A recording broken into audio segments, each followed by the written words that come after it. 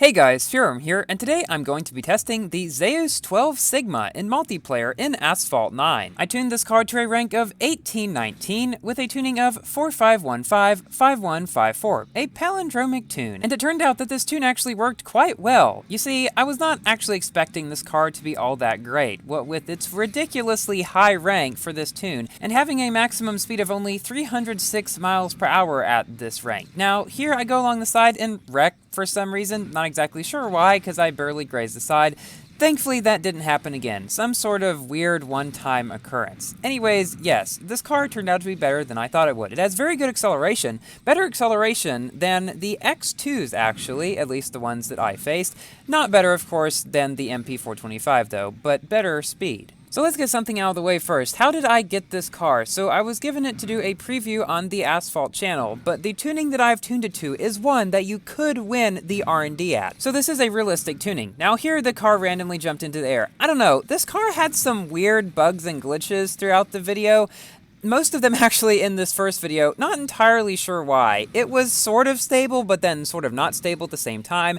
It drifted well, but then kind of not well at the same time. It's kind of a weird car, because it's fun to drive and kind of not fun to drive at the same time.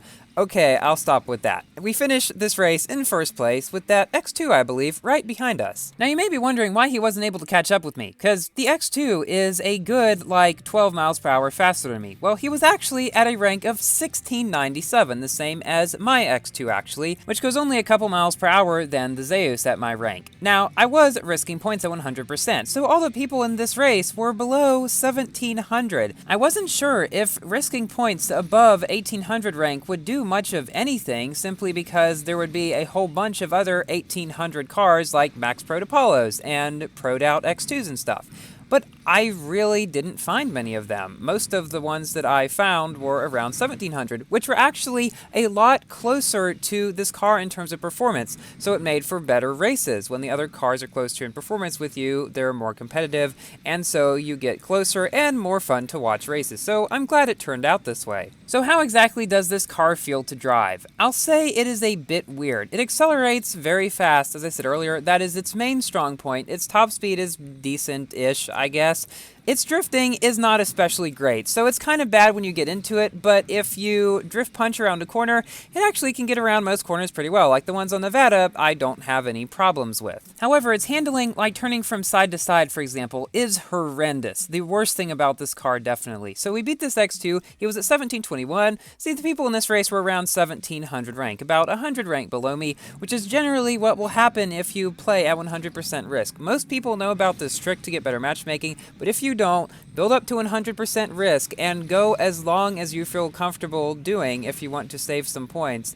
And yeah, you will do so much better in multiplayer in pretty much any car you use. So you know how I said the horrendous handling was the worst part about this car? Well, it's actually not. The worst part is, you cannot make it purple. You cannot actually change the color at all. It's stuck in this color, and more weird glitches. Yes, this car is just overall just weird. Even the model is kind of weird. Like, it's not especially detailed if you look at it closely in the garage. I don't know. Just weird. Now, the car directly ahead of me right now is actually a McLaren MP425. I think it is Pro'd Out. I'm not completely sure given the new ranks, but it's at 1763, and he's booking it up there around those corners. As you can see here, the Zeus can get around the corners pretty well. Drifting isn't horrible at all. It just kind of feels that way to begin with, mainly because of the bad handling. Anyways, we come in second position because that MP425 is able to accelerate even faster around the corners, but we do beat a 1780 MP431 as well as some other cars that aren't quite as good. And wow, we got a lot of high rating players in this race, as well as an X2 who disconnected. Now for a race on Alps against a 1721 X2. Now, I'm afraid that even though most of the S-Class cars have not been affected by the rank changes, they might in the future, because it seems really weird that they would just change Class A, all of it, and do a few cars in Class B and C, but leave Class S completely alone, even though there's some OP cars in Class S as well, because it seems like the whole point of them changing the ranks was to make OP cars less OP, which is something I completely disagree with. I'm just trying to find some sort of reasoning behind all this. So while the Carrera GT and Vulcan and Apollos are still very good at lower ranks, Who knows, in the next update they might not be. I have no idea what is coming up, but I just do not see how it's going to be good, especially with nothing, literally nothing being reverted, even with the petition getting well over 3,000 signatures. I'd better stop now, because when I get going, I get going. So we've now come in first, ahead of this X2, as well as all those other kind of not-so-great cars in the race. And speaking of not-so-great cars, this next race is full of them. This would have been the kind of race that I would take out if I were not doing sequential races, but I am, so I'm not taking any races out. Basically, in this race, there was literally nothing that was even close to this car in competitivity. So I'm not even going to wait for the entire first lap to go by, because literally nothing happens and it would be completely boring. And so we finished this race, you guessed it, in first. Well, that race was easy. However, the next one might not be so easy. You see, we've got 2 Apollos in the next race, and that is a much faster car than the Zeus. So let's see what happens.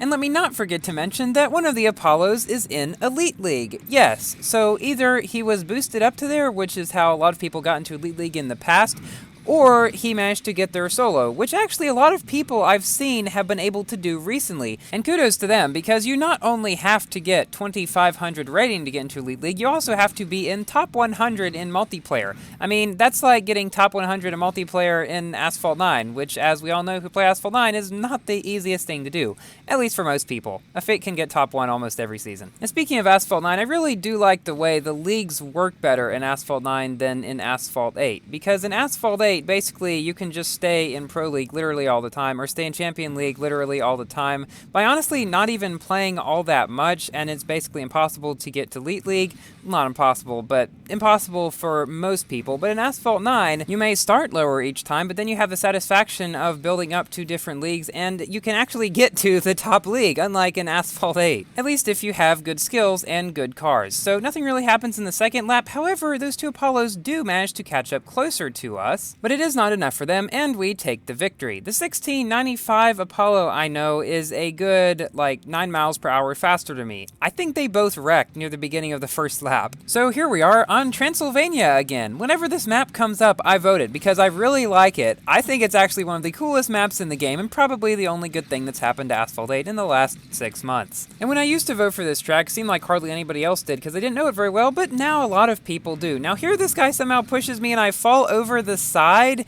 Kind of weird how there's not like an invisible barrier there. It seems like they've done a bit more work on the maps to make them less invariable, what did I just say, invisible barriers everywhere, and more of just you left the track, now get back on it. Which honestly makes it seem a bit more realistic, but it's a little bit annoying in some cases, because then you get put back behind and stuff, or if there's an invisible barrier, you just kind of hit it and go back onto the track. Anyway, all of that's what was I talking about before. For some reason, one of the Apollos goes the super long way. I guess he is probably the one guy out of these 4 that did not actually vote for this map, because yeah, 3 of us did, including me, and one of them didn't. So we probably won't have to worry about him, since that way is super long. Yeah, it's that way all the way over to the right that has all those twisties and stuff, and yeah, he's way behind now. But then we've got this guy that's way, way up there in front. I have no idea where he is, and this is a 2-lap race. But thankfully, those Apollos behind me did not catch up. Well, of course, I did not catch up to the one in front of me either, but we got second place, which is not too bad. Sometimes on Transylvania, I let the after race cinematics play a bit longer, because I really do like this map a lot. And now for our final race, which is against an Aventador SV, which is an S-Class car that was not phased at all with the rank changes, as none of the S-Class cars were yet anyway. So yeah, it's still decently fast. Maybe slightly slower than me though, because he was not able to catch up throughout the race. So now for my general review about this car. It is definitely the highest ranked car in the game. However, it loses to the Apollo, it loses to the X2, it loses to the Centenario. It's no king in any regard, so do not feel bad if you missed it if you have the Apollo or X2, because it is worse than those cars in pretty much every way except acceleration. But if you did manage to get it, you probably got it somewhere close to my tune, and so I would recommend trying it out in multiplayer. It's honestly not bad, as you can see in this video. If you're at 100% risk, you can beat most of those 1700 rank X2s and stuff if you know what you're doing. And while it is a weird car to drive due to the bad handling and all that stuff, it is still pretty fun. I enjoyed making this video. So guys, thank you all so much for watching. Please like the video if you've enjoyed, and consider subscribing for more Asphalt 8 and 9 content. We come in first, and I will see you in my next video. Goodbye!